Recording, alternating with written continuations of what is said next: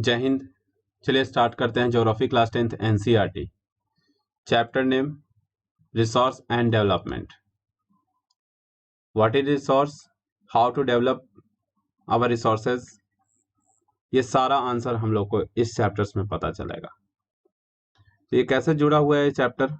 Resource and development means the development of natural resource effectively and efficiently without harming the environment or human existence. It means यानी जो resources है जो हमारे पास, ये resources को, natural resources जो हमारे पास है, इसको इफेक्टिवली कैसे हम लोग विदाउट हार्मिंग इन्वायरमेंट को, विदाउट हार्मिंग किए हुए, विदाउट हार्म किए हुए, इसको किस तरीके से ह्यूमन बीइंग इसको यूज कर सकता है, एंड उसी के साथ इस रिसोर्सेज को डेवलप कैसे किया जा सकता है, हम लोग समझेंगे इस चैप्टर्स में। इस चैप्टर्स में हम लोग समझेंगे कि इस चैप्टर्स में हम लोग को पढ़ना क्या क्या है। तो पहले जान लीजिए आप लोग topic in this chapter resource. सबसे पहले हम लोग रिसोर्स पे ध्यान देंगे। क्लासिफिकेशन ऑफ रिसोर्स, ये भी क्लियर करेंगे। अब क्लासिफिकेशन ऑफ रिसोर्स 4 पार्ट में डिवाइड किया गया है, देख लीजिए यहाँ पे। Origin, basis of origin, on the basis of accessibility, on the basis of ownership, on the basis of status of development, है ना। फिर उसके बाद हम लोग क्लियर करेंगे डेवलपमेंट ऑफ रिसोर्स। जब डेवलप रिसोर्सेज को डेवलप करने का पता चल जाएगा तरीका, तो हम लोग रिसोर्स प्लानिंग करेंगे या नहीं। पहले रिसोर्स के बारे में जानेंगे, ये एकदम क्लियर कर लीजिए। रिसोर्स के बारे में जानेंगे, क्लासिफाई करेंगे, अलग अलग पार्ट में बांटेंगे। अलग अलग बांटने के बाद अलग अलग रिसोर्सेज को पार्ट में बांटने के बाद हम लोग रिसोर्सेज को डेवलप करने का तरीका को सीखेंगे। डेवलप करने के तरीका को सीखने के बाद रिसोर्स प्लानिंग करेंगे, एंड रिसोर्स प्लानिंग करने के बाद उसका लैंड में यूज, रिसोर्सेज में, यानी लैंड का जो रिसोर्सेज उसको समझेंगे। हमारा land use pattern in India को क्लियर करेंगे। Land degradation and conservation of measures को समझेंगे। सॉइल एज अ रिसोर्स, ये भी क्लियर करेंगे। जब soil as a resource clear होगा, जब soil as a resource clear होगा तो क्लासिफिकेशन ऑफ सॉइल्स क्यों नहीं करेंगे। तो alluvial soils, black soils, red and yellow soils, laterite soils, arid soils and forest soils. जब इतना सॉइल्स को क्लासिफाई करने के बाद soil erosion and soil conservation को क्लियर कर लेंगे। बस हमारा यही चैप्टर छोटा सा चैप्टर है और इसको बहुत आसानी से क्या करने वाले हम लोग समझने वाले हैं। तो सबसे पहले व्हाट इज रिसोर्स। तो जैसे ही मैंने ये क्वेश्चंस बोला होगा तो आपके माइंड में ये आंसर आया होगा, everything available in our environment which can be used to satisfy our needs। इतना आया या नहीं? कंफर्म आया होगा 100%।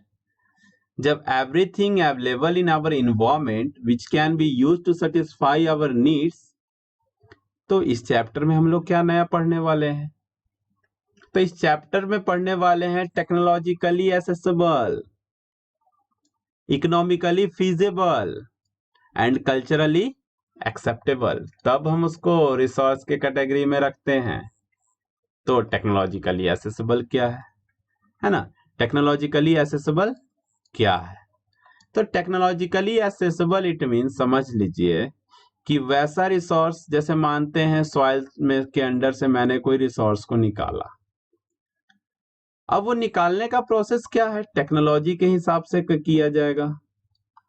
जब टेक्नोलॉजी के हिसाब से किया जाएगा, टेक्नोलॉजी के साथ किया जाएगा, तो उसी को तो हम लोग कहेंगे कि वो क्या है, टेक्नोलॉजिकली एसेसिबल। पता चल गया कि यहाँ पे रिसोर्स निकालने का कुछ तरीका ही हम लोग को पता नहीं है, क्या कोई टेक्नोलॉजी ही नहीं है, तो रिसोर्स क्या यूज में हमारे अभी आने वाला है जब तक उस तरीके को ना सीखा जाए। तो टेक्नोलॉजिकली एसेसिबल क्लियर हो गया होगा। जो रिसोर्सेज को निकालने में या उसको एक्सट्रैक्ट करने में जो टेक्निक्स का यूज करते हैं या टेक्नोलॉजी का यूज करते हैं, वो टेक्नोलॉजिकली एक्सेसिबल कहलाता है। And next is economically feasible. अब 100 रुपीज रिसोर्स निकालने में कॉस्ट आया, रिसोर्स निकाल रहे थे, खर्च हुआ 100 रुपीज। जब उसको सेल कर रहे हैं तो 80 रुपये मिल रहा है भाई, 80 रुपीज मिल रहा है। 20 रुपये क्या है? लॉस। जब 20 रुपीज लॉस है तो इट मीन्स हमारा ये अच्छा है या खराब, हमारे कंट्री को आगे बढ़ाएगा या पीछे? तो इट मीन्स ये बहुत पीछे ले जाएगा। 20 रुपीज का लॉस है, 100 रुपीज में 20 रुपीज है, तो इसी से समझ लीजिए। यस और नो? तो इट मीन्स कहा जा सकता है कि हमारा जो रिसोर्स अगर 100 रुपीज का था तो कम से कम 100 या उससे ज्यादा, मैंने प्लस या उससे ज्यादा हम लोग को उससे इनकम होना चाहिए। कॉस्ट अगर 100 है तो प्रॉफिट प्लस में होना चाहिए, तब हम लोग कह सकते हैं। यानी कॉस्ट 100 है तो कम से कम 110 में सेल किया जाए, उस रिसोर्स को 120 में सेल किया जाए, 130 में सेल किया जाए, तब हम लोग उसको कहेंगे इकोनॉमिकली फीजिबल है ये resource. Culturally acceptable, it means हमारे कल्चर ने भी उसको एक्सेप्ट किया हो। तो कैसे करता है भाई कल्चर एक्सेप्ट? उसका भी तरीका है। जैसे आपके पास कुछ रिसोर्स आपको पता होगा जो हमारे कल्चर उसको जानता है, जैसे हमारा सोसाइटी उसको बहुत अच्छे से पहचानता है। गोल्ड, सिल्वर, यस और नो, प्लैटिनम, है ना, वुड, कॉटन, ये सब जो रिसोर्सेज हैं, वाटर, ये सब जो रिसोर्सेज, जितने भी मैंने रिसोर्सेज, आयरन, ये सब जो रिसोर्सेज हैं, ये सारा रिसोर्सेज को क्या किया है? कल्चर ने एक्सेप्ट किया है, हमारे सोसाइटी ने एक्सेप्ट किया है। इसी को हम लोग बोलेंगे कल्चरली एक्सेप्टेबल। तो कैसे? अब पूछ भी तो सकते हैं आप लोग, पूछिए तो कैसे एक्सेप्ट किया है। जैसे आप समझिए गोल्ड है हमारे पास। अब गोल्ड मान के चलिए पूरे वर्ल्ड में गोल्ड का वैल्यू ही खत्म कर दिया जाए, गोल्ड कोई ना पहने, गोल्ड को यूज में लाया जाएगा क्या? इसका यूज में लाया जाएगा, अदर्स कामों में लाया जा सकता है, लेकिन ज्वेलरीज में नहीं यूज में लाया जाएगा। इसका मतलब है इसका वैल्यू कम जाएगा, खत्म ही हो जाएगा। कहा जाए तो वैल्यू क्या हो जाएगा? खत्म हो जाएगा। Silver as it is, platinum as it is, wood as it is. अभी वुड देख लीजिए, बहुत इसका रेट हाई है। जब वुड का रेट हाई है इट मीन्स हमारे कल्चर ने उसको बहुत ही ज्यादा एक्सेप्ट किया है। हम लोग हर जगह वुड का यूज कर रहे हैं, इट मीन्स अपने घरों में तो यूज करना है फर्नीचर्स के साथ साथ। तो कारण ही है कि जिस फर्नीचर में जो वुड का यूज ज्यादा होगा उस वुड का प्राइस भी ज्यादा रहेगा या नहीं? अब प्राइस ज्यादा रहेगा उस वुड का तो बहुत आसानी से हम लोग को मिलेगी क्या? नहीं मिलेगी। यानी प्राइस ज्यादा है, इट मीन्स कि वो आसानी से नहीं मिल पा रही है। तो हमारे कल्चर ने आयरन वगैरह हो गया, ये सारे एक्सेप्ट किया है, इसीलिए हम लोग कह सकते हैं कल्चरली एक्सेप्टेबल। उसी को हम लोग बोलेंगे रिसोर्स। तो क्लियर हो गया होगा। Everything available in our environment which can be use to satisfy our needs provided it is technologically accessible, economically feasible and culturally acceptable can be termed as resource. That clear? And next, अभी समझिए यहां पे एक diagram है, इसमें आपका clear दिख रहा होगा, इंटरडिपेंडेंट रिलेशनशिप शो हो रहा है यहां पे बिटवीन नेचर, टेक्नोलॉजी, इंस्टीट्यूशंस। अब ये सारे के बीच में इंटर डिपेंडेंट जो रिलेशनशिप्स है, इसी को ह्यूमन बीइंग, यहां पे समझिए ह्यूमन बीइंग को सेंटर में रखा जा रहा है। तो कैसे? क्या होता है कि नेचर से the process of transformation of things available in our environment involves an interactive relationship between nature, technology and institutions. Human being interact with the nature, human being interact with the nature, interact with the nature through technology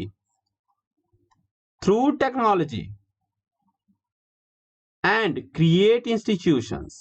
clear हो गया होगा. Create institution to accelerate their economic development. Accelerate their economic development. यानी human being क्या करेगा? Nature से interact करेगा technology के help से, एंड उसके बाद क्रिएट करेगा इंस्टीट्यूशंस को. जैसे आयरन नेचर्स में मिला, निकाले किस माध्यम से? टेक्नोलॉजी के माध्यम से. बेचेंगे कहां पे? यूज में कहां लाएंगे? इंस्टीट्यूशंस में. इसी को तो यहां पे क्लियर दिख रहा है. इंटरडिपेंडेंट रिलेशनशिप हुआ या नहीं? अब कैसे? नेचर अपना पड़ा है, आयरन नहीं निकालोगे नहीं निकलेगा. टेक्नोलॉजी का यूज नहीं करोगे, आयरन नहीं निकलने वाला है. इंस्टीट्यूशंस अलग है, आयरन का यूज ही आयरन के बारे में पता ही ना चलेगा, इंस्टीट्यूशन बनेगा नहीं. तो क्लियर हुआ? में भी क्लियर हो गया होगा. अब आगे बढ़ते हैं हम लोग. रिसोर्स. यहां पे रिसोर्स को कुछ कैटेगरी वाइज डिवाइड किया गया है, समझिएगा आप लोग आसानी से. रिसोर्स को यहां पे दो पार्ट में डिवाइड किया गया, natural and human. Natural it means renewable, non renewable. Human it means structures and institutions, quality and quantity. Renewable continuous और विंड वाटर, जो कंटिन्यूअस फ्लो में है. विंड वाटर खुद फ्लो कर रहा है, इसको हम लोग रोक नहीं रहे हैं, इसको बना नहीं रहे हैं. रिन्यूएबल है इट मींस, इसी कारण से ये रिन्यूएबल है. हम लोग इसको बना रहे हैं क्या? नहीं. बायोलॉजिकल रिन्यूएबल है, कारण नेचुरल वेजिटेशन खुद से ग्रो कर रहा है, फॉरेस्ट वगैरह खुद से ग्रो कर रहा है. छोड़ दीजिए 5 साल किसी जमीन को, वहां पे देखिएगा जंगल झाड़ी अपने आप हो जाएगी.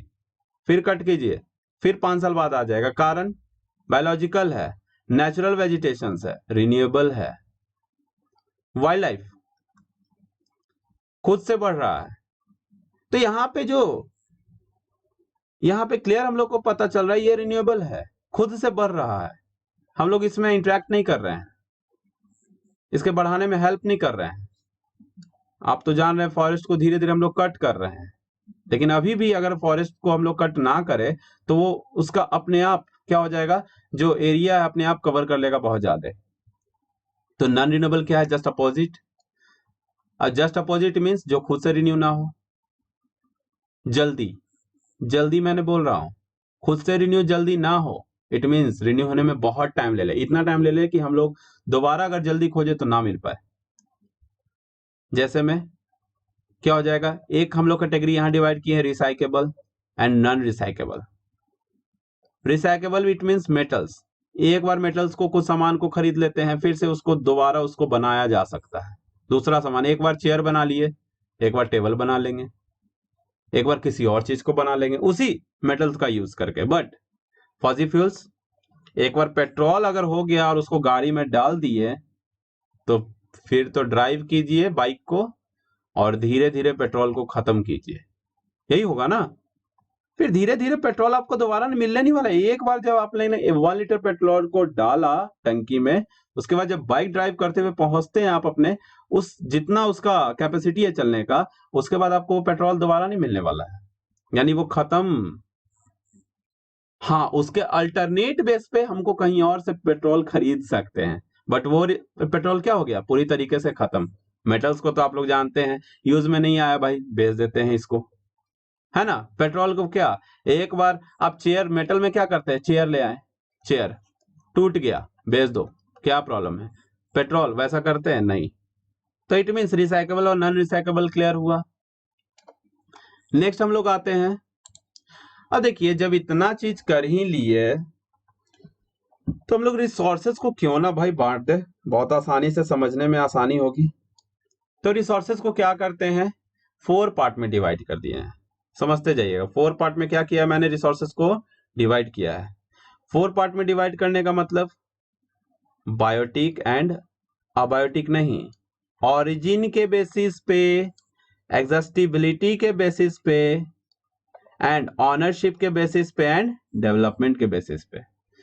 जब और ये किया क्यों है, हम लोगों ने रिसोर्सेस को समझने के लिए, अपने तरीके से रिसोर्सेस को समझने के लिए हम लोगों ने क्या किया, रिसोर्सेस को क्लासिफाई कर दिया, रिसोर्सेस का क्लासिफिकेशंस कर दिया।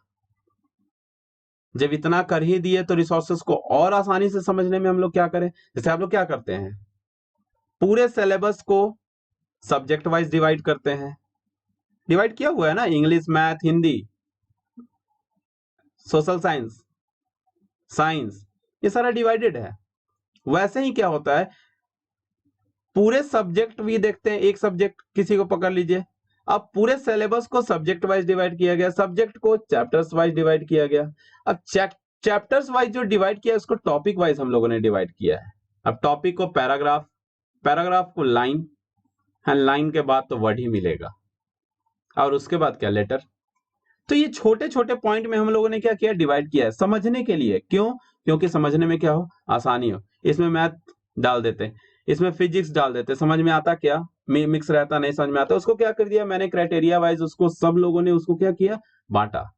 तो वैसे यहाँ पे रिसोर्सेज को भी क्या किया गया, 4 टाइप्स में डिवाइड किया गया। किस कारण से, समझने के लिए।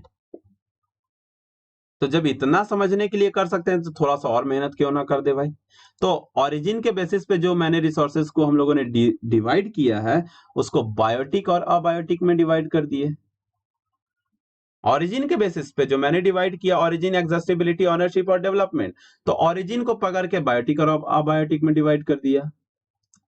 जब इतना होता है तो एग्जॉस्टिबिलिटी बोलता है कि हमको भी करो, मुझे भी डिवाइड करो। अब तो हम लोगों ने बोलता है अच्छा ठीक है रुक जाओ, रिन्यूएबल कर देते हैं, नॉन रिन्यूएबल कर देते हैं। तो ऑनरशिप बोलता है मैं भी इंडिविजुअल में होऊंगा, कम्युनिटी वाइज होऊंगा, नेशनल और इंटरनेशनल वाइज मुझे भी डिवाइड करो। तो डेवलपमेंट वाला बोल रहा है कि पोटेंशियल में मेरा भी, development and stock and reserve में मुझे क्या कर दो, डिवाइड कर दो। तो यहां हम लोगों ने क्या किया, रिसोर्सेज को type wise type wise type wise divide कर दिया।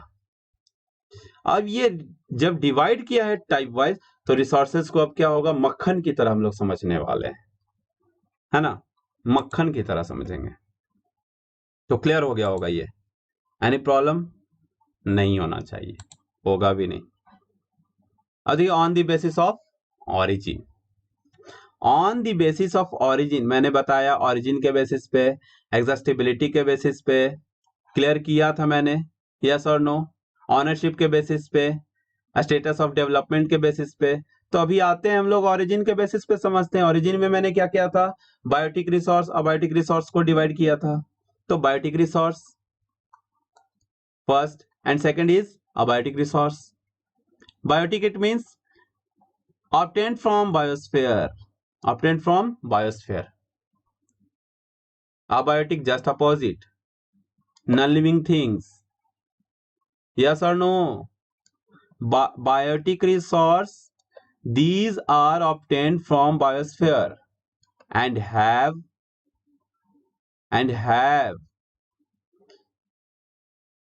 life such as a human being, flora and fauna, fisheries, livestock, etc, etc. अब ह्यूमन बीइंग हो गया, फ्लोरा एंड फ्योना हो गया, फिशरीज हो गया, ये सब क्या है, लिविंग थिंग्स है।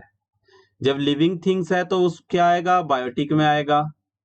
नॉन लिविंग थिंग्स किस में आएगा, अबायोटिक में आएगा। तो करते इसको भी complete. All those things which are composed of non living things are called abiotic resource. For example rocks, metals. अब जब हम लोगों ने यहाँ पे क्या किया, non living things, rocks non living है या लिविंग है, नॉन लिविंग है। मेटल लिविंग है, नॉन लिविंग है, नॉन लिविंग है। इसमें सोचने की क्या बात है, दोनों नॉन लिविंग है। अगर लिविंग थिंग्स होता तो हम बायोटिक रिसोर्स में उसको ना रखते हैं। तो ओरिजिन के बेसिस पे 2 type, type 1 biotic and second is abiotic. Clear, any problem, no, complete ना, कुछ भी प्रॉब्लम नहीं होना चाहिए। अगर प्रॉब्लम हो तो कंप्लीटली हम यहां डिस्कस करेंगे, है ना। तो on the basis of exhaustibility समझेंगे, अब एग्जॉस्टिबिलिटी का जब भी बात आए तो आप समझ लीजिए वैसा रिसोर्स जो कोई ऐसा रिसोर्स है जो खत्म हो सकता है तुरंत, कुछ वैसा रिसोर्स है जो जल्दी खत्म ही नहीं होता है, और कुछ ऐसा रिसोर्स है जो तुरंत बन जाता है, वैसा रिसोर्स है जो तुरंत बन ही नहीं पाता। एक तो खत्म भी हो जाता है जल्दी, दूसरा खत्म नहीं होता, बन भी जाता है जल्दी, दूसरा बन भी नहीं जाता जल्दी। अभी समझेंगे, कंफर्म हो जाएंगे यहाँ पे। Renewable and non renewable. जब बात आए आपका रीन्यूएबल, जब बात आए आपका रीन्यूएबल, तो हम लोग कंप्लीटली समझते हैं रीन्यूएबल इट मींस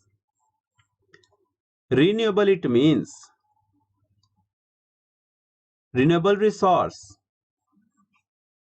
एग्जॉस्टिबिलिटी का बात है तो renewable resource, non renewable resource. अब renewable resource, the resource which can be renewed और रिप्रोड्यूस्ड बाय फिजिकल, केमिकल और mechanical process are known as renewable,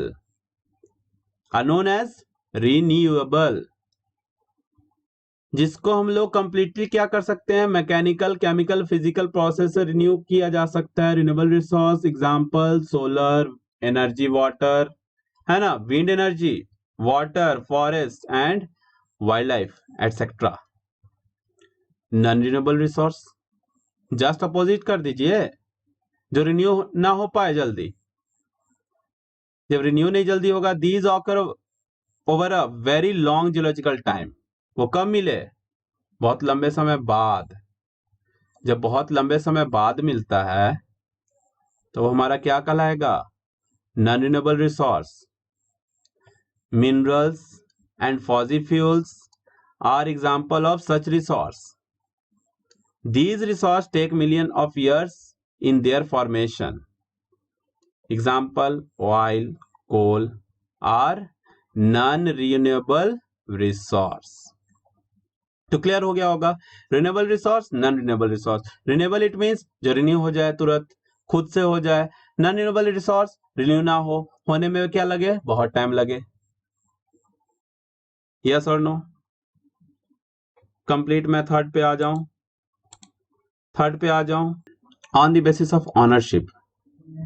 अभी हम लोग समझेंगे on the basis of ownership, यानी जो रिसोर्सेज को 4 कैटेगरीज में डिवाइड किए थे, उस रिसोर्सेज को अब ऑनरशिप के हिसाब से कैसे समझाया जा सकता है। ऑनरशिप रिसोर्सेज को भी हम लोग 4 कैटेगरीज में यहाँ पे सब कैटेगरी में डिवाइड किए हैं। First individual resource, second community on resource and third national resource and fourth international resource. Individual resource, these are also on privately by individuals, यानी जो इसका स्वामित्व हो, इसका मालिक हो, कोई इंडिविजुअल्स हो। For example plot, houses on by a person. Many farmers on against the payment of revenue. आप लोग को पता होगा कुछ ऐसे ही फार्मर्स है जिनको many farmers on land which is allocated by them the government against the payment of revenue. यानी कुछ ऐसे भी आप लोगों को पता होगा फार्मर जो होंगे, यानी सारे फार्मर लगभग आप देखते होंगे, बहुत सारे फार्मर जो होते हैं, क्या हम लोग को जो, अगर आपका भी जमीन होगा तो आप क्या करते हैं, गवर्नमेंट को उसके लिए रेवेन्यू देते हैं।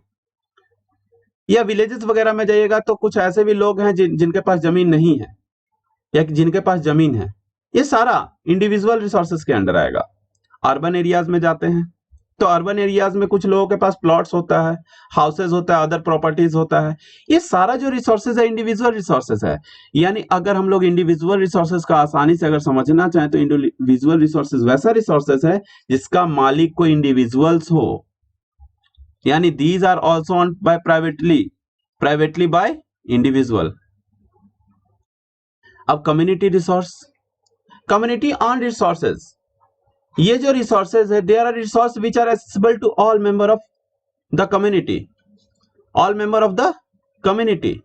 यानी इसके जो मालिक रहेंगे वो पूरा कम्युनिटी रहेगा, जितने भी मेंबर है उस कम्युनिटी के, वो सारे लोग इसका यूज कर पाएंगे। जैसे में आप लोग को पता होगा grazing grounds, burial grounds, villages में आप लोग जाते होंगे तो आपको पता होगा कि वहां पे जो पॉन्ड्स वगैरह मिलते हैं, पब्लिक पार्क वगैरह मिलते हैं, पब्लिक स्पोर्ट्स वगैरह मिलते हैं, है ना, पब्लिक स्पोर्ट्स के लिए प्लेग्राउंड्स वगैरह मिलते हैं। तो ये सब जो रिसोर्सेज है ये accessible to the all the people living there, जो वहां पे रह रहे थे वो सारा इसका यूज करते हैं। और ये जो सब लोग वहां यूज कर रहे हैं, तो ये रिसोर्सेज कम्युनिटी ऑन रिसोर्सेज है।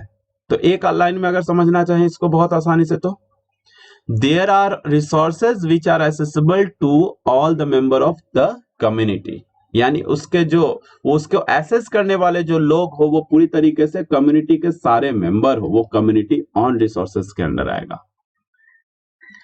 हमारा थर्ड आता है नेशनल रिसोर्सेज।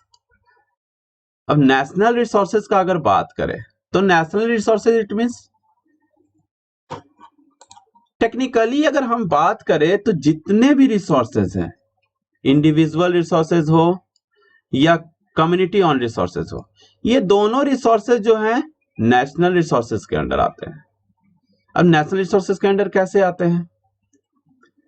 तो the country has legal power, the country has legal power to acquire even privately property for public good.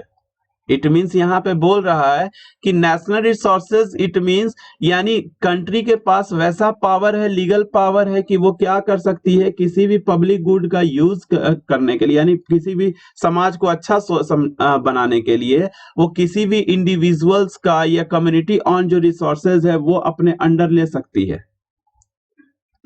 और the resources which come under nation are known as national resources.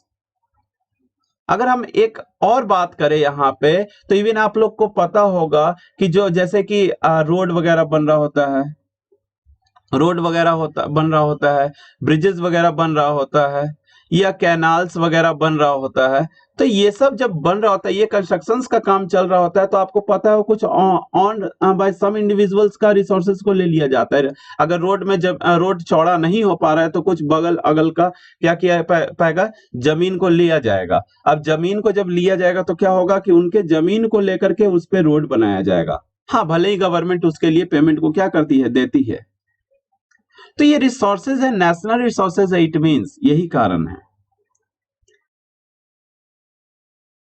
और ये जो all the minerals वगैरह जो हमारे countries में मिलते हैं, ये सारे रिसोर्सेज नेशनल रिसोर्सेज के अंडर आते हैं।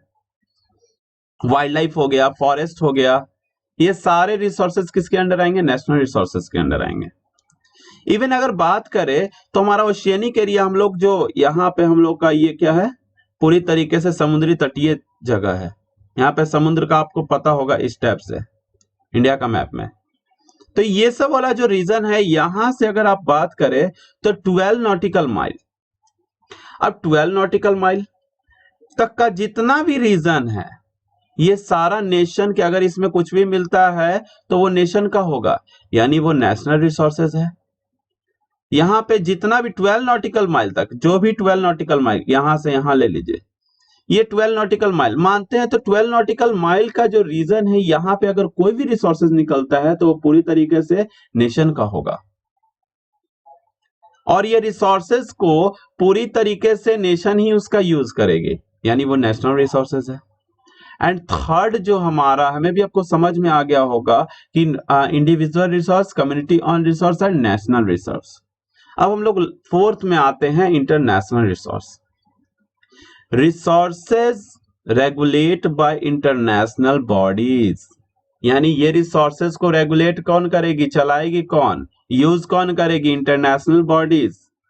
वो क्या कहलाएगा, international resource. For example, oceanic resource beyond 200 nautical miles exclusive economic zone is called open sea और ओपन ओशियन।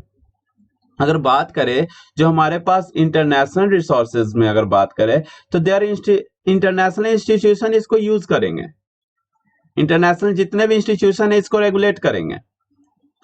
जैसे कि ओशियनिक, जैसे ये हमारा इंडिया का मैप हो गया, तो इस रिसोर्सेज को जब 200 नॉटिकल माइल से दूर जाते हैं, आप इधर की तरफ जाते हैं, या यहां से ये रीजन मान लेते हैं 200 नॉटिकल माइल हो गया, तो इससे अगर इस साइड जाते हैं तो क्या होगा, ये बाउंड्री लाइन से अगर इस साइड जाते हैं तो ये रिसोर्सेज किसके अंडर आ जाएगा, इंटरनेशनल रिसोर्सेज के अंडर आ जाएगा।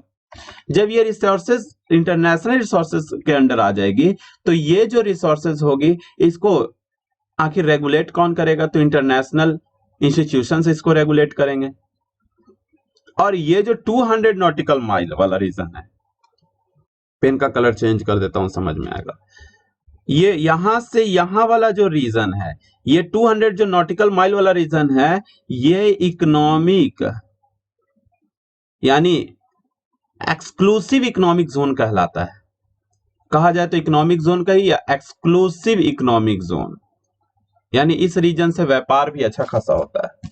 यानी 200 नॉटिकल माइल तक एक्सक्लूसिव इकोनॉमिक जोन कहलाएगा, लेकिन उसके बाद का जो भी क्षेत्र होगा ओपन एरियाज में, वो सारा जो क्या होगा, ओपन एरियाज में बोल रहा हूं, ओपन सी और ओशियन में, वो रिसोर्सेज किसके अंडर आ जाएंगे? इंटरनेशनल रिसोर्स के अंदर।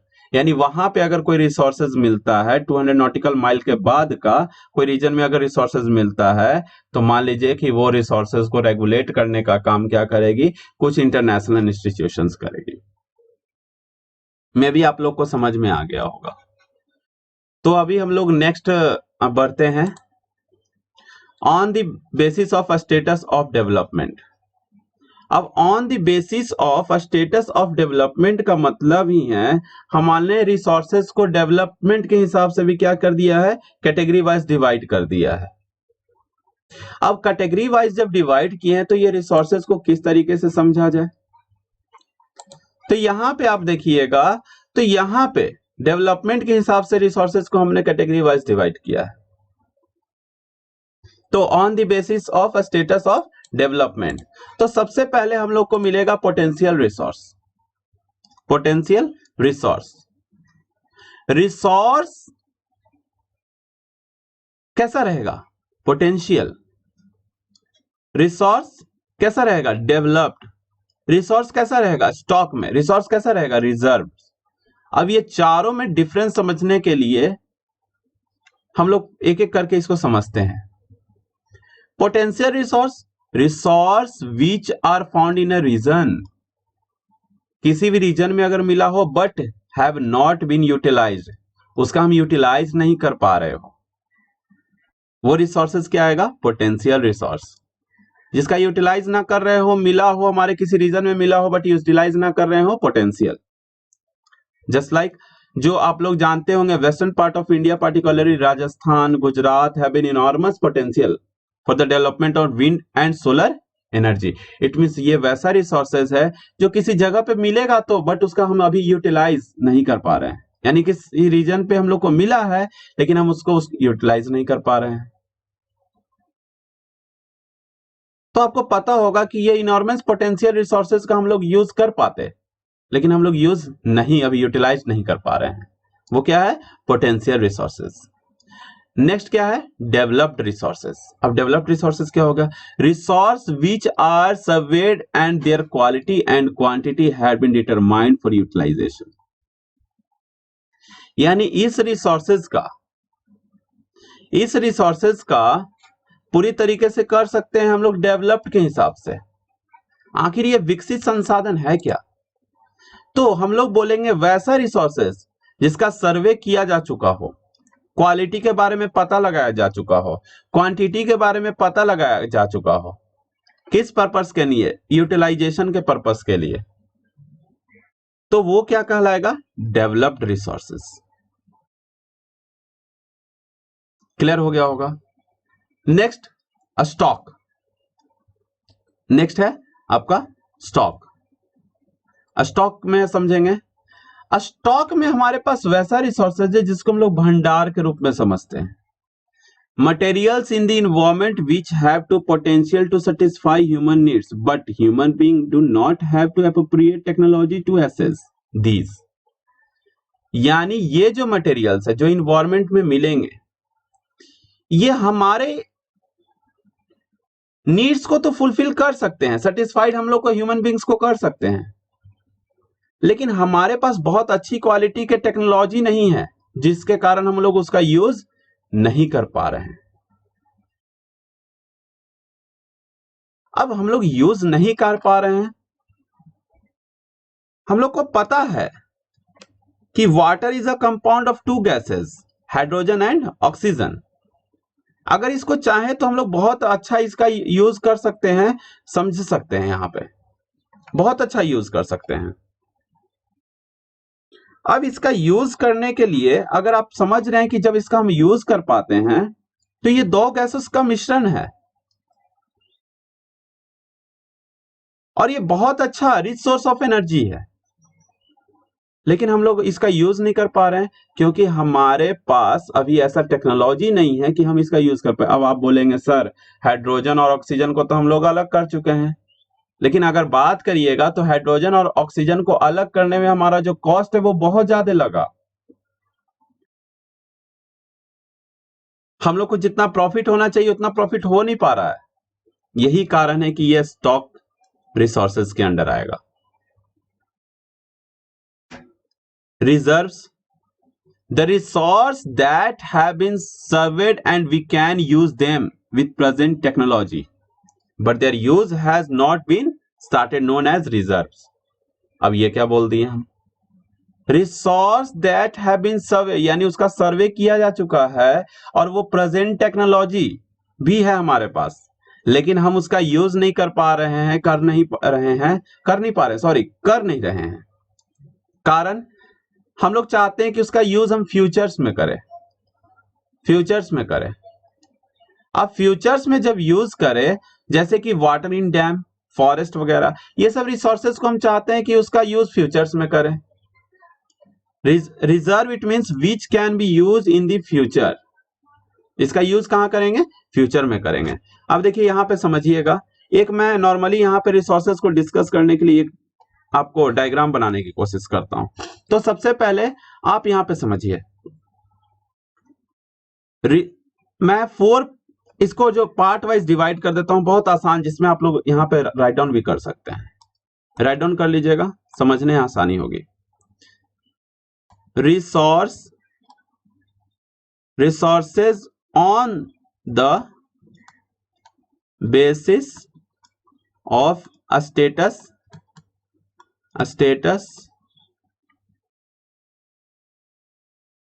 of development।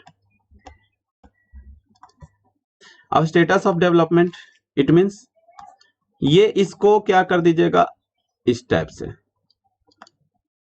एंड इसी में डिवाइड करना है आपको सेक्शन वाइज। पहला यहां पे सेक्शन ये हो जाएगा, पहला जो सेक्शन होगा potential,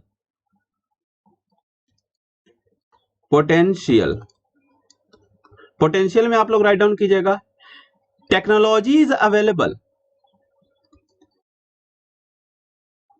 technology is available but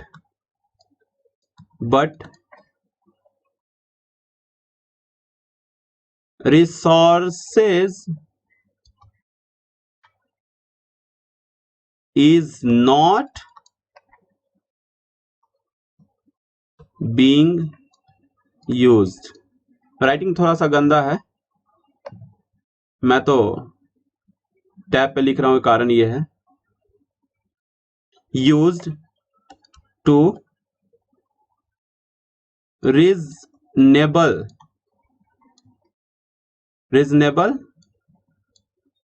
scale। Example solar energy. ठीक है, ये क्लियर हो गया होगा आपका पोटेंशियल। नेक्स्ट मैं लिखवाता हूं इसी में, नेक्स्ट अगर मैं लिखवाऊं तो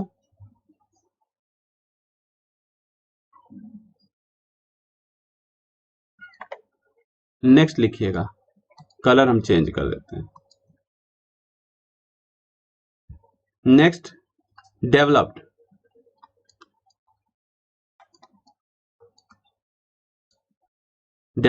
रिसोर्सेज। अब ये कैसा रिसोर्सेज है, करेंटली बीइंग यूज्ड। एग्जाम्पल कोल, पेट्रोलियम, ये सब क्या है? डेवलप्ड रिसोर्सेज हैं। अगर हम इसी में बात करें थर्ड का,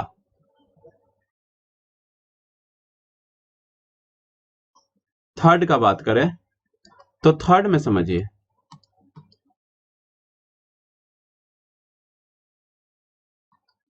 थर्ड में स्टॉक रिसोर्सेज। तो इसमें हम लोग लिखेंगे technology is not available. Technology is not available. Example दे दीजिए, hydrogen fuel. Clear? And next आपका हो जाएगा, नेक्स्ट इसमें हो जाएगा यहां पे, नेक्स्ट इज यहां पे रिजर्व। रिजर्व्स में क्या लिखिएगा? रिजर्व इट मीन्स जब आपको रिजर्व का जब भी बात किया जा रहा है तो आपका ये क्लियर पहले हो गया होगा।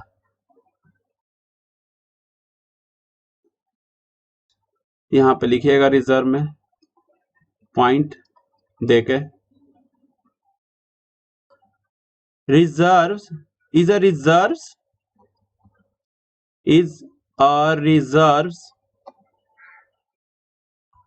reserves which can be used in the future। ये आप लिख सकते हैं।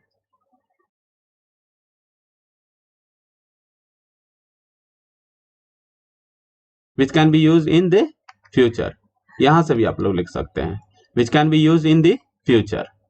ये जो रिसोर्सेज हैं, ये पूरी तरीके से रिसोर्सेज आपको क्लियर हो गया होगा। मैंने बताया आपको on the basis of ownership, एक बार रिकैप कर लेते हैं। On the basis of ownership, individual resource जिसका मालिक कोई इंडिविजुअल्स हो। कम्युनिटी ऑन रिसोर्स, वैसा रिसोर्स जिसका मालिक क्या हो? मेंबर ऑफ कम्युनिटी पूरा हो। नेशनल रिसोर्स, जो इंडिविजुअल रिसोर्स कम्युनिटी रिसोर्स दोनों इसी के अंडर आएंगे। और वो रिसोर्सेज क्या हो?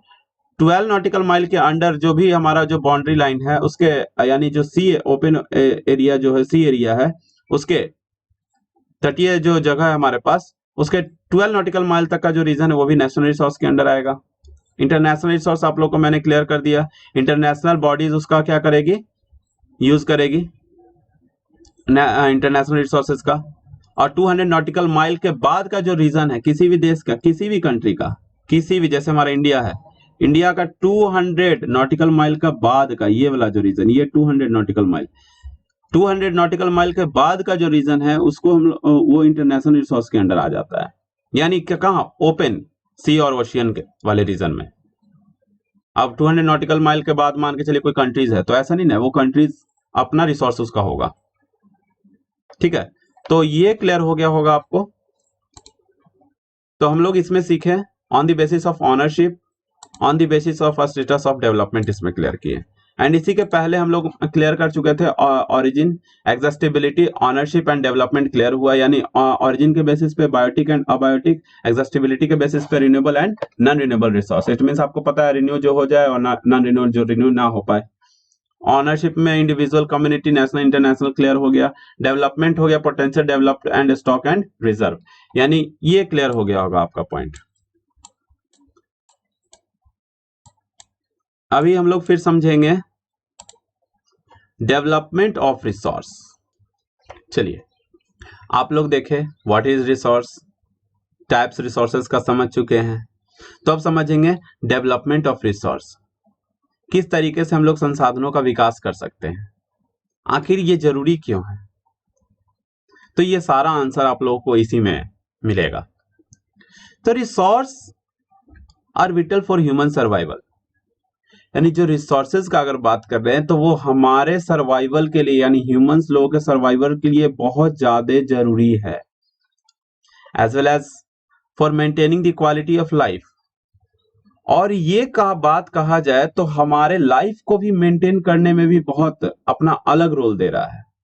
जैसे अगर कोई भी एक रिसोर्स अगर हमारे लाइफ से क्या होता है, खत्म हो जाता है, हट जाता है, तो क्या होगा, इसका इफेक्ट हमारे लाइफ पे भी पड़ेगा। कोई भी एक रिसोर्स, आप किसी भी रिसोर्सेज को अपने माइंड में रख के सोच सकते हैं इसको। तो रिसोर्सेज इट मींस कितना जरूरी है ये तो आपको पता है। अगर हमारे पास बाइक ना रहे अभी तो क्या होगा, हम लोग को किसी भी एक जगह से दूसरे जगह जाने में बहुत ज्यादा मेहनत लगेगी। वैसे कोई भी रिसोर्सेज, बाइक किससे बन रहा है, आयरन से बन रहा है, उसमें पेट्रोल की जरूरत है, पेट्रोल ही खत्म हो जाए तो बाइक चलना बंद हो जाएगा, यानी उसका रुक, हाँ हम लोग सेकंड कुछ अदर्स उसका पेट्रोल की जगह कुछ और को यूज करके चलाएंगे, लेकिन हमारी इफेक्ट तो पड़ेगा ना हमारे लाइफ पे, बहुत आसानी से जो यूज कर पा रहे थे। तो रिसोर्सेज जो है vital for human survival as well of the maintaining of the quality of life. It was believe that resource are free gift of nature. सब लोगों को लगता था कि नेचर ने रिसोर्सेज को बहुत आसानी से फ्री गिफ्ट दिया है, सबको विश्वास था कि ये जो रिसोर्सेज है ये फ्री गिफ्ट है, किसका, नेचर का, हमें दिया हुआ। तो लोग क्या करने लगे, इसको बहुत ज्यादा इनडिस्क्रिमिनेटली यूज इसका करने लग गए, इसका कंजप्शन बहुत ज्यादा प्रॉब्लम बढ़ गया। तो as a result human being use them indiscriminately and this has lead to following major problem. फिर उसके बाद क्या आता है, हमारे सामने प्रॉब्लम आता है, क्या आता है, depletion of resource for satisfying the greed of a few individuals, यानी कुछ व्यक्तियों के लालचवश संसाधनों का क्या हो गया, पूरी तरीके से खराब होते जा रहे हैं। जैसे कुछ ही व्यक्तियों के, वो लोग सोच रहे हैं कि रिसोर्सेज को ज्यादा से ज्यादा अगर निकालेंगे, पेट्रोल को, चलो फॉसिल फ्यूल्स को क्या कर दिए, फॉसिल फ्यूल्स को ज्यादा से ज्यादा निकाले, फॉसिल फ्यूल्स को ज्यादा से ज्यादा निकालेंगे तो हम लोग को प्रॉफिट ज्यादा से ज्यादा होगा। कारण यही है कि आज फॉसिल फ्यूल्स की कमी होती जा रही है, हमारे पास कोल की कमी है, पेट्रोल की कमी है।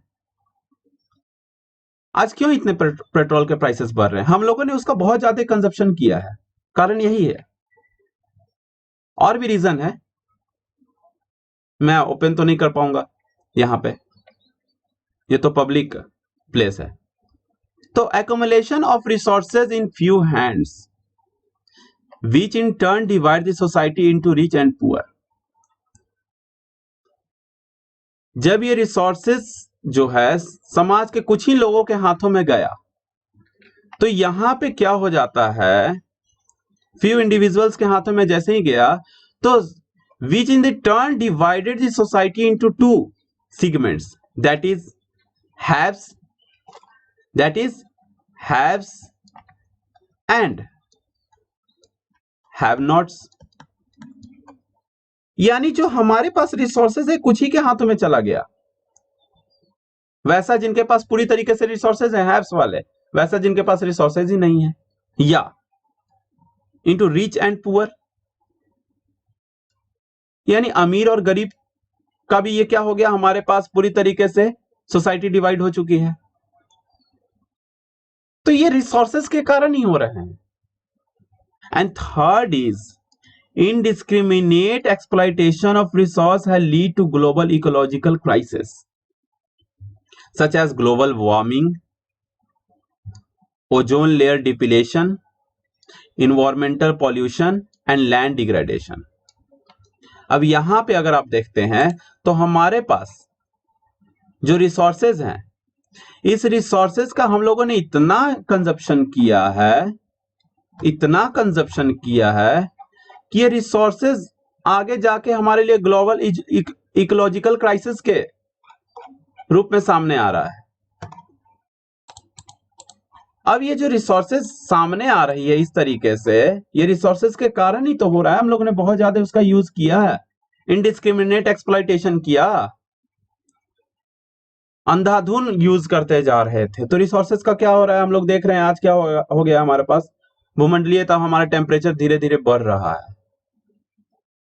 ओजोन लेयर डिप्लेशन हो रहा है, यानी ओजोन लेयर में कुछ अवक्षय देखने को मिल रहा है। पॉल्यूशन हम लोगों को देखने को मिल रहा है, पॉल्यूशन। उसके बाद आप देखते हैं कि हमारा लैंड डिग्रेडेशन देखने को मिल रहा है। तो ये सारा कारण क्या है, रिसोर्सेज के कारण ही हो रहा है। और ये रिसोर्सेज का कारण क्या है, इसमें ह्यूमन बीइंग सबसे आगे है। रिसोर्सेज तो जैसे के जैसे थे, हम लोगों ने उसका बहुत ज्यादा यूज करना स्टार्ट कर दिया। क्या क्या क्या किए, यहाँ पे हम लोगों को रिसोर्सेज जो है कुछ ही के हाथों में चला गया, कुछ ही सिगमेंट्स में चला गया, हैव और हैव नॉट वाले सेक्शन में चला गया। इसके कारण गरीबी और अमीरी का खेल चालू हो गया।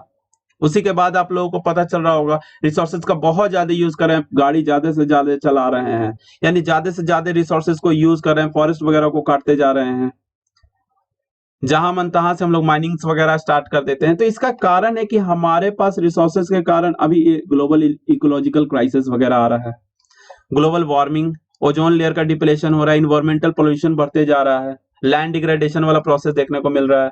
तो यही सब कारण है। तो हम लोगों को क्या चाहिए, रिसोर्सेज को किस तरीके से हम लोग क्या करें, रिसोर्सेज को यूज करें। हम लोगों को किसी ना किसी तरीके से रिसोर्सेज को यूज अच्छे तरीके से करना पड़ेगा।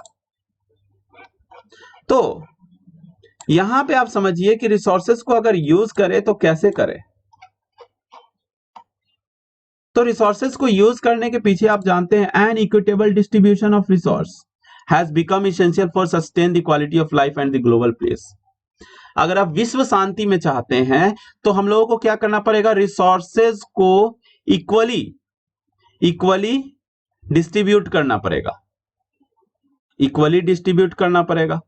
अब जब इक्वली डिस्ट्रीब्यूट करना पड़ेगा, अगर बराबर बराबर रिसोर्सेज सबके हाथों में, जैसे मान के चलते हैं कहीं पे हम लोग को फॉजी फ्यूल्स मिला, बराबर बराबर भागों में अगर उसको बांट के अगर उसका यूज किया जाए तो हमारा जो ग्लोबल पीस है वो भी बना रहेगा। क्वालिटी का जो लाइफ है, हमारा लाइफ में जो क्वालिटी अच्छा हो, सस्टेन हो पाएगा, अच्छा से अच्छा हमारा लाइफ चल पाएगा। तो इसके लिए रिसोर्स प्लानिंग बहुत ज्यादा जरूरी है। तो resource planning is essential for sustainable existence of all form of life, यानी जितने भी फॉर्म ऑफ लाइफ है उसके लिए रिसोर्स प्लानिंग बहुत ज्यादा जरूरी है। तो रिसोर्स प्लानिंग ने हम लोगों ने क्या किया, सस्टेनेबल डेवलपमेंट का कदम उठाया, हम लोगों ने स्टेप लिया, हम लोग सस्टेनेबल डेवलपमेंट का तरीका सोचे। तो आखिर ये है क्या सस्टेनेबल डेवलपमेंट। तो पहले आपके दिमाग में आया होगा व्हाट इज सस्टेनेबल डेवलपमेंट। तो sustainable economic development means development should take place without damaging the environment and development in the present should not compromise with the needs of the future generation। यानी हमारा economic development तो हो, economic development तो हो, लेकिन वो ऐसा development होना चाहिए जिसके कारण हमारा इन्वायरमेंट को डैमेज ना पहुंचे, यानी उसको नुकसान ना पहुंचे, और हमारा प्रेजेंट भी ठीक हो जाए, हम लोग डेवलपमेंट की तरफ आगे बढ़ते चले जाएं, और इसी के साथ फ्यूचर जनरेशन के लिए भी हमारे पास रिसोर्सेज बचे हुए होने चाहिए। तो यहां पे क्या क्या हो रहा है, इकोनॉमिक डेवलपमेंट भी होना चाहिए। इकोनॉमिक डेवलपमेंट इट मींस क्या होना चाहिए, यहां पे हम लोग को बिना इन्वायरमेंट को नुकसान पहुंचाए, बिना इन्वायरमेंट को नुकसान पहुंचाए हम लोग को डेवलपमेंट की तरफ बढ़ना होगा, धीरे धीरे डेवलप करना होगा, जिसके कारण इन्वायरमेंट को भी नुकसान ना हो। और हमारे पास जो रिसोर्सेज हैं उसका भी फ्यूचर जनरेशन के लिए भी हम लोगों को कुछ बचा के रखना होगा, कि आगे का जो जनरेशन हो यह नहीं क्योंकि उनको पेट्रोल का कुछ पता ही ना चले कि पेट्रोल क्या होता था, कोल क्या होता था, कॉटन क्या होता था। अगर उनको पता ही नहीं चलेगा तो उनके पास जो उनका लाइफ का क्वालिटी है वो थोड़ा ना थोड़ा खराब होगा। तो हम लोग को रिसोर्सेज को भी बचा के चलना है। तो ये हमारा सस्टेनेबल डेवलपमेंट का बहुत अच्छा कदम है। अब हम लोग कह सकते हैं why sustainable development are important to us. The sustainable development encourage us to conserve and enhance our resource base। यानी ये क्या करता है, हमको एक तरीके से कह सकते हैं हम लोग को इनकरेज करता है कि हम लोग किस तरीके से कंजर्व करें, किस तरीके से कंजर्व करें, कंजर्व्ड करें। एंड हम लोग को रिसोर्सेज को इनहेंस करने के लिए भी इनकरेज करता है। अब हमारे रिसोर्सेज बेस को किस तरीके से इनहेंस किया जाए, तो क्लियर हो गया होगा। एंड नेक्स्ट हमारा है रियो डी जेनेरियो अर्थ समिट 1992। तो सबसे पहले समझ जाइए ये है क्या। तो नॉर्मली ग्लोबल पीस सब लोग को चाहिए, रिसोर्सेज को इक्वली डिस्ट्रीब्यूशन चाहिए, तो हम लोग को कुछ कदम तो लेना पड़ेगा इसके लिए। हम लोग को ग्लोबल पीस भी चाहिए, रिसोर्सेज का डेवलपमेंट भी चाहिए, हम लोग का डेवलपमेंट भी चाहिए, क्वालिटी ऑफ लाइफ भी अच्छा होना चाहिए। तो इसके लिए हम लोग को कुछ तो कदम उठाना पड़ेगा। तो क्या होता है, इसके लिए लोग क्या होते हैं, एक जगह बैठते हैं, एक जगह बैठते हैं, समिति तैयार होती है, सम्मेलन बैठता है। तो यहां पे क्या किया जाएगा, अब देखिए ये हुआ कहां, कैसे हुआ समझिएगा। यहां पे आखिर ये नाम कैसे पड़ा, तो नाम समझिए पहले। ये नाम हमारे इसी के अकॉर्डिंग है। In June 1992 more than hundreds heads of a state meet in Rio de Janeiro in Brazil. Brazil में एक जगह है जिसका नाम है रियो दी जेनेरियो। वहां पे क्या होता है, बहुत सारे कंट्रीज के हेड ऑफ स्टेट्स वहां पे जाके मीटिंग करते हैं। और वो पहला फर्स्ट इंटरनेशनल अर्थ समिट था, फर्स्ट इंटरनेशनल अर्थ समिट, पहला अर्थ सम्मेलन था इंटरनेशनल वो भी। और वो कब हुआ, 1992 में हुआ, इसलिए इसका 1992 नाम हो गया। तो ये समझिए Rio de Janeiro Earth Summit, it means hundreds of the state meet in Rio de Janeiro in Brazil for the first international Earth Summit। आखिर ये कारण क्या था, मीटिंग होने का कारण क्या था, यहाँ सम्मेलन जुटाने का, यहाँ पे 16 हेड ऑफ स्टेट बहुत सारे देशों के क्यों मिल रहे हैं, 100 से भी ज्यादा लोग क्यों मिल रहे हैं हेड ऑफ स्टेट। कारण है कि the summit was conveyed for addressing urgent problem. जो आज अर्जेंट हमारे पास प्रॉब्लम है वो क्या है कि हम लोग कैसे इन्वायरमेंट को प्रोटेक्ट करें, how to protect environment, and social economic development कैसे किया जाए, सोशियो इकोनॉमिक डेवलपमेंट कैसे किया जाए, और किस लेवल पे, ग्लोबल लेवल पे। ये ना हो कि कोई ऐसा कंट्री हो जो बहुत पीछे रह जाए, कोई ऐसा कंट्री हो बहुत आगे निकल जाए। तो यहाँ पे समिति बैठती है, सम्मेलन होता है, यहाँ पे लोग क्या करते हैं, सारे लोग आके मीटिंग करते हैं और अर्जेंट प्रॉब्लम के बारे में डिस्कस करते हैं। अर्जेंट प्रॉब्लम क्या है, रिसोर्स को कैसे डिस्ट्रीब्यूट किया जाए कि कुछ ही के हाथों में ना रहे, इन्वायरमेंट को कैसे प्रोटेक्ट किया जाए, इन्वायरमेंट को कैसे बचाया जाए। उसके बाद सोशियो इकोनॉमिक डेवलपमेंट भी होना चाहिए। तो ये सारा चीज को हम लोग इसमें समझ रहे हैं। The assembled leaders signed the Declaration of Global Climate Change and Biological Diversity। Biological diversity ये क्यों किया गया था कि कुछ हम लोगों को हल निकालना चाहिए। लीडर्स लोग असेंबली में असेंबल होकर साइन करते हैं कि किस तरीके से हम लोग को क्या करना चाहिए, हल निकालना चाहिए, किस तरीके से आर्थिक विकास हो, सोशियो इकोनॉमिक डेवलपमेंट किस टाइप से हो, इन्वायरमेंटल डेवलपमेंट किस टाइप से हो, इन्वायरमेंट को कैसे प्रोटेक्ट किया जा सकता है। तो ये सारा चीज को सम्मेलन के लिए क्या हुआ है, बहुत सारे लीडर्स एक जगह मिलते हैं और वो डिस्कस करते हैं ग्लोबल क्लाइमेट चेंज के लिए कि जो हमारा क्लाइमेट चेंज हो रहा है ये क्या वजह है। तो इसका वजह पता करते हैं वो लोग। बायोलॉजिकल डाइवर्सिटी यानी जैविक विविधता पर एक साइन करते हैं, यानी सारे लोग मिलकर डिक्लेरेशन साइन करते हैं कि हम लोग को अब क्लाइमेट में बहुत ज्यादा जो ग्लोबल हार्मिंग हो रहा है, हम लोग को ग्लोबल प्रॉब्लम हो रहा है, तो हम लोग को इसको किस तरीके से बचाया जाए। बायोलॉजिकल डाइवर्सिटीज, ये जो जैविक विविधता अलग अलग देखने को मिल रहा है, कैसे इसको संभाला जाए। और ये क्या था, यहाँ पे रियो डी जेनेरियो अर्थ समिट में क्या हो रहा है, ब्राजील में लोग मिल रहे हैं अर्जेंट प्रॉब्लम को लेकर कि हमारे यहाँ ग्लोबल पीस कैसे है, रिसोर्सेज को कैसे इक्विटेबल डिस्ट्रीब्यूशन होना चाहिए और ये ग्लोबल लेवल पे हो, सोशल इकोनॉमिक प्रॉब्लम को भी खत्म किया जाए, डेवलपमेंट कैसे खत्म ना, डेवलपमेंट धीरे धीरे हम लोग आगे बढ़े कैसे।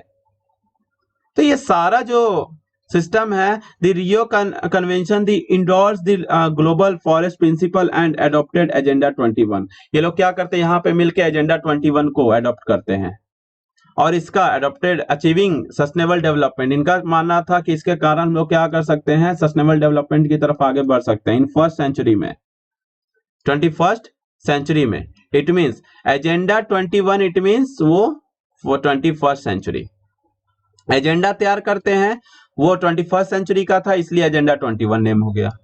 तब एजेंडा 21 क्या है, तो agenda 21 is, it is a declaration signed by world leaders in 1992। ये डिक्लेरेशन साइन किया जाता है वर्ल्ड लीडर्स के द्वारा 1992 at the United Nations conference on environment and development which took place the Rio de Janeiro Brazil. एक declaration को sign किया जाता है पूरे वर्ल्ड लीडर्स के साथ, कब, 1992 में। यूनाइटेड नेशन कॉन्फ्रेंस में क्या होता है, इन्वायरमेंट एंड डेवलपमेंट को लेकर के सोचा जाता है, और ये कहां पे होता है, रियो डी जेनेरियो ब्राजील में होता है। वही है एजेंडा 21 कि एक एजेंडा तैयार करना, एक प्रारूप तैयार करना कि किस तरीके से हम लोग क्या कर सकते हैं, अपने डेवलपमेंट की तरफ आगे बढ़ सकते हैं। इसका एम क्या था, it is aim at achieving global sustainable development. इसका एम था कि हम लोग किस तरीके से ग्लोबल सस्टेनेबल डेवलपमेंट की तरफ आगे की तरफ बढ़े। एंड अगर और आगे बात करें तो it is an agenda to combat environmental damage, poverty, disease through global cooperation on common interests, mutual needs, share responsibilities। यानी इस एजेंडा में अगर बात कहा जाए तो किस तरीके से इन्वायरमेंट को डैमेज से बचाया जाए, ये तो बात किया जा रहा है। प्रोवर्टी को लेकर के भी, डिजीज को, बीमारियों को लेकर के भी डिस्कस किया गया, और ये कॉमन इंटरेस्ट था क्योंकि सारे के पास ये प्रॉब्लम था, सारे कंट्रीज में ये प्रॉब्लम है। म्यूचुअल नीड्स को कैसे फुलफिल किया जाए, सारा का रिस्पॉन्सिबिलिटी क्या होना चाहिए, ये ना कि कोई कंट्री बहुत आगे बढ़ रहा हो, कोई कंट्री ऐसा हो जो रिसोर्सेज को पूरी तरीके से खत्म करने पे लगा हुआ हो, कोई ऐसा कंट्री जो रिसोर्सेज को बहुत अच्छे तरीके से यूज कर रहा हो। तो ये पूरी तरीके से एजेंडा बनाना था, और इसका ऑब्जेक्टिव था, ऑन मेजर ऑब्जेक्टिव इसका of the agenda 21 is that every local government should draw in on local agenda 21। इसका ऑब्जेक्टिव ये रहा कि सारे भी लोकल गवर्नमेंट क्या करे, अपना अपना एक एजेंडा तैयार करे, एजेंडा तैयार करे। और ये एजेंडा क्या होना चाहिए, एजेंडा 21 के नाम से फेमस कारण क्योंकि ये 21st सेंचुरी का, तो एक एजेंडा तैयार करे, जितने भी एवरी लोकल गवर्नमेंट हो वो एक एजेंडा तैयार करे, और हम लोग ग्लोबल पीस और रिसोर्सेज को बचाने का तरीका, म्यूचुअल नीड्स, कॉमन इंटरेस्ट, जो भी हमारे पास प्रॉब्लम है, डिजीज, पॉवर्टी, डैमेज, ये इन्वायरमेंटल डैमेज, ये सारे से किस तरीके से हम लोग बचे, इसके लिए एक ऑब्जेक्टिव को तैयार करना था, और यही मेन इसका एजेंडा था, मेन एम था। तो मे भी आपको ये क्लियर हो गया होगा एजेंडा 21, यानी आप लोगों ने समझा डेवलपमेंट ऑफ रिसोर्स, तो क्यों डेवलप करने की जरूरत है, क्योंकि आपको पता है कि हमारे लिए रिसोर्सेज कितना महत्वपूर्ण है, हमारे लाइफ को कितना इनहेंस करता है। हम लोगों ने जान लिया रिसोर्सेज का कारण क्या है अभी खराब होने का, रिसोर्सेज खत्म क्यों हो रहा है, क्योंकि वो फ्यू हैंड्स में चले गए हैं, हैव एंड हैव नॉट वाले सेक्शन में चले गए हैं, रिच एंड पुअर का जो बहुत ज्यादा गड्ढा बन चुका है, ग्लोबल वार्मिंग, हमारा ozone layer depletion, environment pollution and land degradation का जो प्रॉब्लम है, एक्सप्लॉयटेशन, ये कारण क्या है, इनडिस्क्रिमिनेशन ऑफ रिसोर्सेज। ग्लोबल इकोलॉजिकल जो क्राइसिस आ रहा है, ये कारण क्या है? इनडिस्क्रिमिनेशन, एक्सप्लॉइटेशन ऑफ रिसोर्सेज।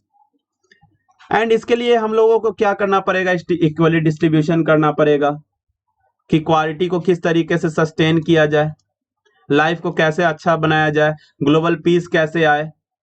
तो इसके लिए हम लोगों को रिसोर्स प्लानिंग की जरूरत पड़ेगी। तो इसके लिए हम लोगों ने सस्टेनेबल डेवलपमेंट का एक कदम उठाया कि हम लोग का जो डेवलपमेंट तो हो बट रिसोर्सेज को बचा के हो, इन्वायरमेंट को बचा के हो, सारे कंट्रीज का एक साथ हो। डेवलपमेंट भी होना चाहिए बट सब लोग एक साथ, और फ्यूचर जनरेशन के लिए भी रिसोर्सेज को बचा के रखना है। ये ना कि फ्यूचर जनरेशन को कुछ रिसोर्सेज, गोल्ड के बारे में पता ही नहीं हो कि वह कैसा था गोल्ड, उनको पता ही ना हो। वैसे ही तो इसके लिए क्या करते हैं, जो लोग हैं सम्मेलन में आते हैं, वो होता है कहाँ? रियो डी जेनेरियो। कब होता है? 1992। कितने स्टेट मिलते हैं? तो 100 से ज्यादा स्टेट मिलते हैं। कहाँ पे? रियो डी जेनेरियो है, ब्राजील में। और ये क्या था? फर्स्ट इंटरनेशनल समिट था। बहुत सारा आपका एमसीक्यूज तो ऐसे ही सॉल्व हो जाएगा। प्रॉब्लम उनका क्या था? जो मेन अर्जेंट प्रॉब्लम था इन्वायरमेंटल प्रोटेक्शन को लेकर के, सोशियो इकोनॉमिक डेवलपमेंट को लेकर के, किस लेवल पे? ग्लोबल लेवल पे। बहुत सारे लीडर्स असेंबल्ड होते हैं ग्लोबल क्लाइमेट चेंज को लेकर के, बायोलॉजिकल डाइवर्सिटीज को लेकर के। और ये फॉरेस्ट प्रिंसिपल को अडॉप्ट करते हैं, ग्लोबल फॉरेस्ट प्रिंसिपल को अडॉप्ट करते हैं, कन्वेंशन करते हैं, और वो एजेंडा बनाते हैं, प्रारूप तैयार करते हैं कि किस तरीके से हम लोग सस्टेनेबल डेवलपमेंट की तरफ बढ़ सकते हैं। तो सस्टेनेबल डेवलपमेंट की तरफ बढ़ने के लिए क्या? सस्टेनेबल डेवलपमेंट का अर्थ ही है कि हम लोग का डेवलपमेंट हो, कैसा हो? इन्वायरमेंट को बचा के हो, और फ्यूचर को भी वो रिसोर्सेज मिल पाए। तो ये 21st सेंचुरी का एजेंडा 21 तैयार किया जाता है। और ये कहां तैयार होता है? 1992 में रियो डी जेनेरियो, ब्राजील में। मेन एम क्या था?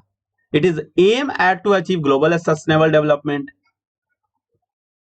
एजेंडा में क्या क्या था कि हम लोग को इन्वायरमेंट को कैसे बचाया जाए, poverty, disease through the global cooperation and common interest and mutual needs, share the responsibilities. सबका अपना अपना रिस्पांसिबिलिटी हो, सब अपने तरीके से तैयार करें। मेजर ऑब्जेक्टिव क्या रहा? कि agenda 21 that every local government should draw in on local agenda 21, यानी सारे लोकल गवर्नमेंट क्या करेंगे? अपना एजेंडा 21 को तैयार करेंगे कि किस तरीके से रिसोर्सेज को बचाया जाए। तो बाकी हम लोग रिसोर्स प्लानिंग का जो सेक्शन है, ये हम लोग नेक्स्ट सेक्शन में स्टार्ट करेंगे।